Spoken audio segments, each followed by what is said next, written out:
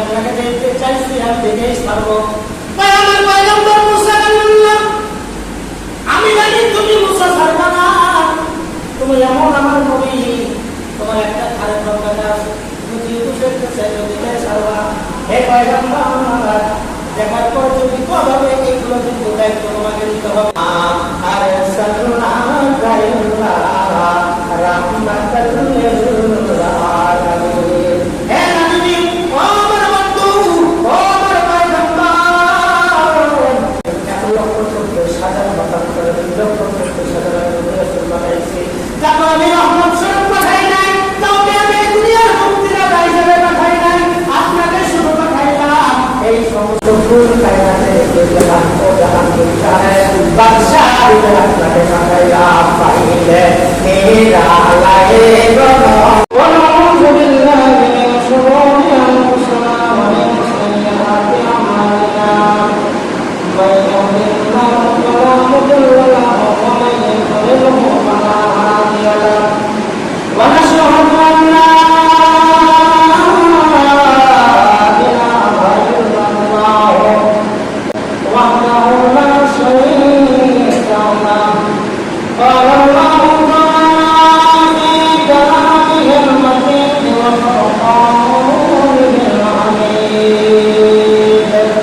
সবাই জবাব করে আমার সঙ্গে বলে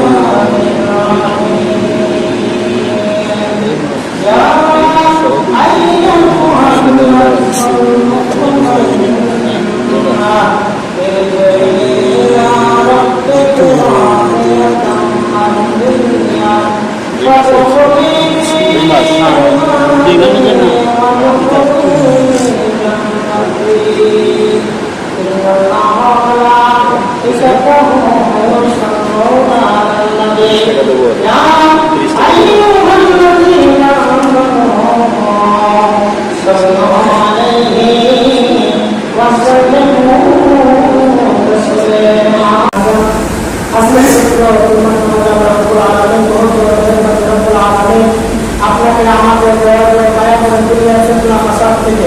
হেফাজত করে তার ভালো মসজিদে আসার জন্য অসংখ্য তৌফিক দান করলেন। সেই মহান রব্বুল আলামিনের দরবারে সকলের শুকরিয়া আদায় করি, সকলে বলে আলহামদুলিল্লাহ। আলহামদুলিল্লাহ। সংক্ষেপে দরুদ সালাম করি, যে নবীকে সৃষ্টি না করলেন 18,000 মাখলুকাতকে সৃষ্টি করতেন না, যে নবী আমার নূর নবী, হায়াতুন নবী, ওই নূর নবীর সোনার মদিনায় সংক্ষেপে দরুদ সালাম করি, সকলে বলে সাল্লাল্লাহু আলাইহি ওয়াসাল্লাম। আজকে আমরা এমন একটা মাসের মধ্যে উপস্থিত হয়েছি, আপনারা অনেকেই জানেন এই মাসের নাম কি? রবিউল আউয়াল। এই রবিউল আউয়াল মাসে মহান রব্বুল আলামিন ওই সময় ওই যুগে আইয়ামে জাহিলিয়াতের যুগে, কিসের যুগে?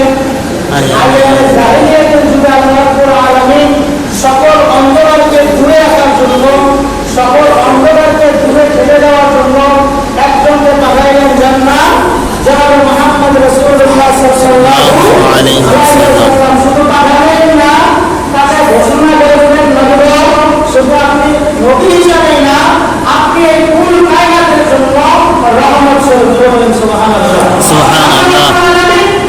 পবিত্র কালামে তার নবী পাক সাল্লাল্লাহু আলাইহি ওয়াসাল্লাম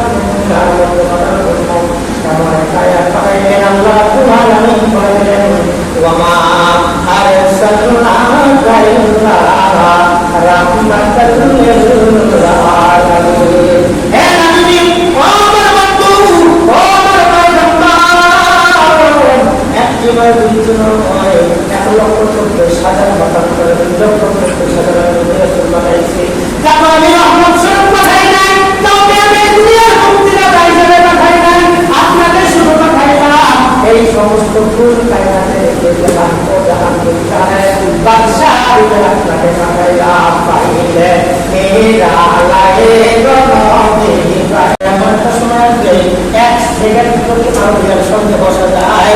আল্লাহ রাব্বুল আলামিন করিয়া ইবাদত করেছিল তারা আমলনামায় সওয়াব বেশি দিয়ে দেয়। জাহিলিয়াতের যুগে রাসূলকে রহমত স্বরূপ পাঠিয়েছেন, কি স্বরূপ? রহমত স্বরূপ।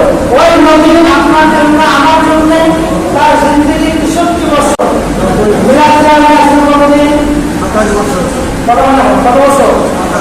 আমরা আগে ১ সেকেন্ড ২৭ বছর বছরের পরে কাটা ৬৩ 27 বছর কত হয়?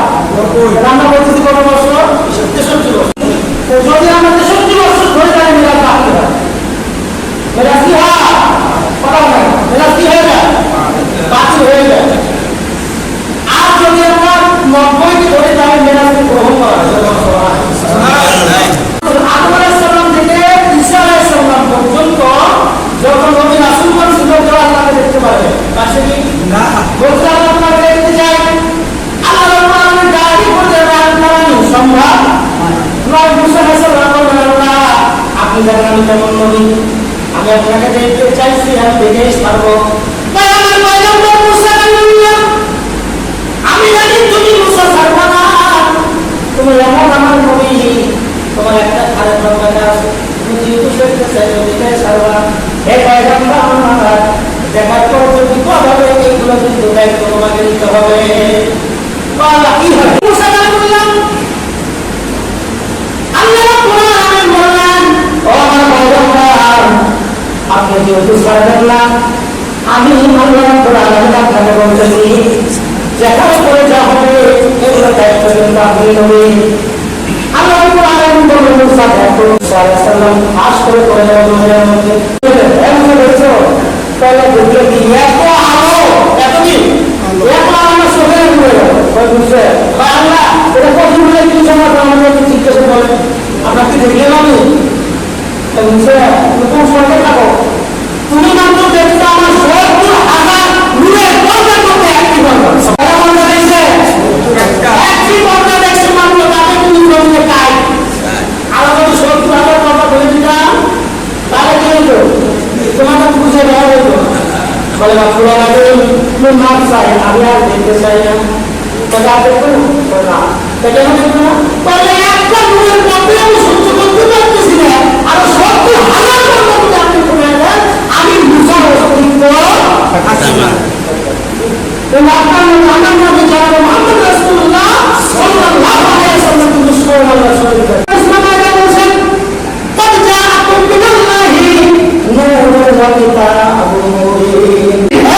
মানুষ সকল আমি তোমাদের মধ্যে দুটো জিনিস পাবে কয়টা জিনিস?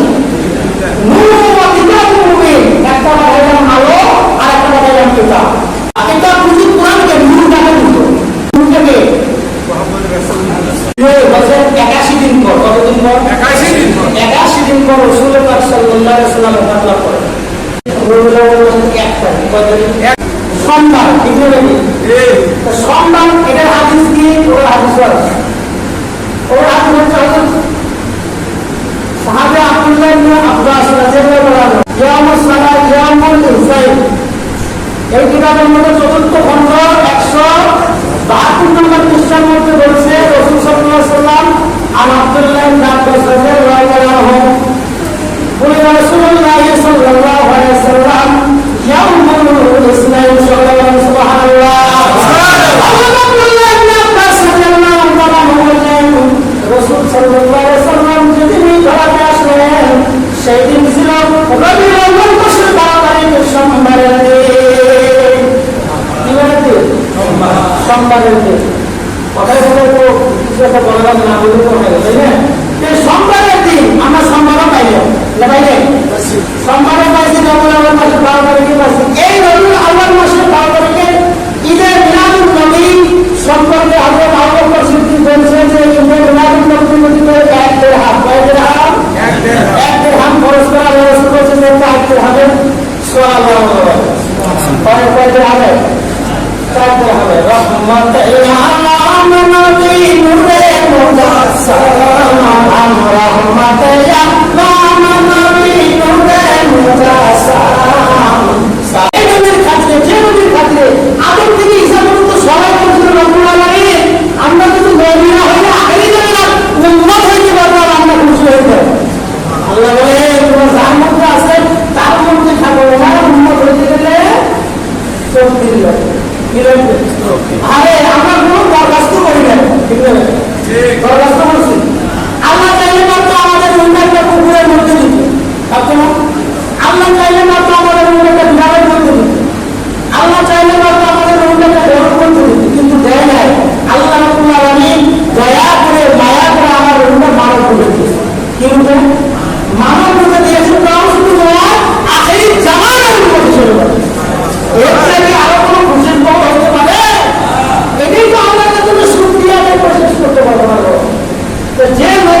নবী আমার সমস্ত কিছু সৃষ্টি করলে এই নবী জন্ম মাস এই মাসের রবিউল আউয়াল মাসের 5 তারিখ সোমবারে রাসূল সাল্লাল্লাহু আলাইহি ওয়াসাল্লাম নবী করিম সাল্লাল্লাহু আলাইহি ওয়াসাল্লাম এই দুনিয়াতে আসলেন আয়ামে জাহিলিয়াতের যুগে।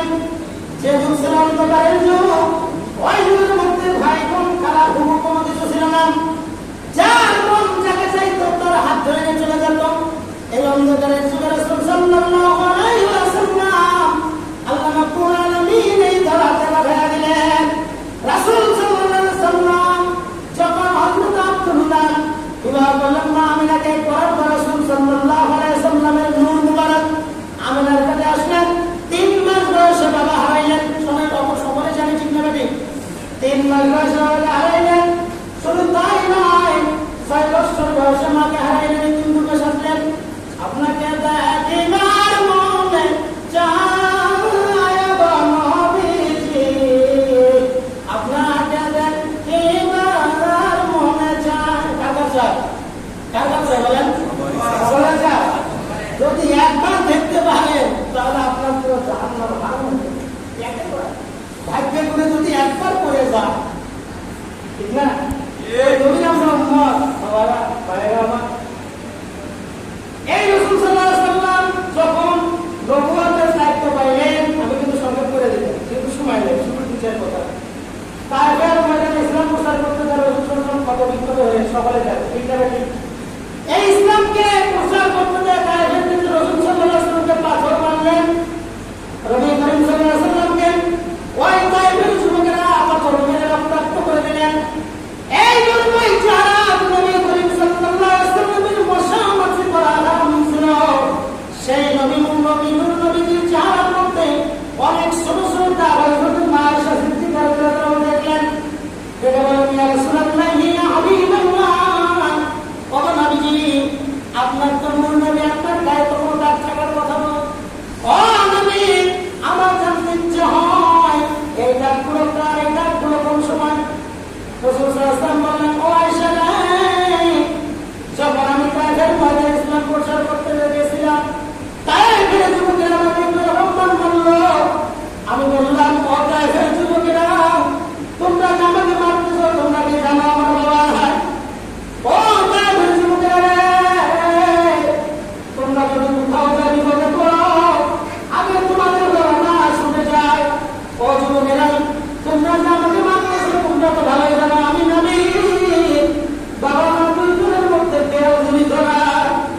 ও তায়েফের যুবকেরা, তোমরা আমাকে আর মারিও না, মারিও না, মারিও না। রাসূল সাল্লাল্লাহু আলাইহি ওয়াসাল্লাম অত্যন্ত মুসলিম হয়ে গেলেন। আল্লাহ রাব্বুল আলামিন সহ্য করতে পারলেন না, বললেন জিবরাইল যাও, আমার হাবিবকে বলতে যাও, আমার হাবিবের উপর নাও, আমি এই তায়েফকে ধুলার সাথে মিশিয়ে দেব।